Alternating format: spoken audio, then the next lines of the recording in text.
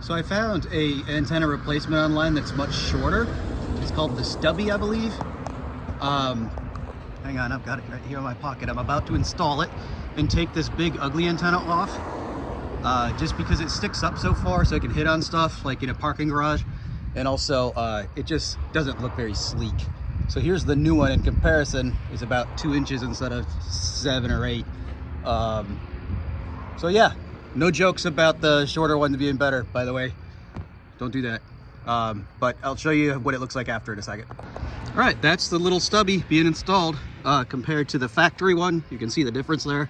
It's quite a bit of difference. So lower profile should have the exact same reception. That's what the company advertised. I'll let you know if it isn't. And of course, I'm gonna hold on to this just in case I need it.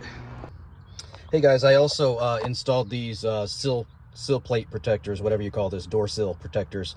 They're just self-adhesive. They stick really well. I love how they say Ranger like that. And then there's a slightly smaller one here in the back.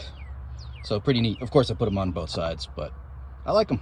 I'll put the link in the description below. See you guys.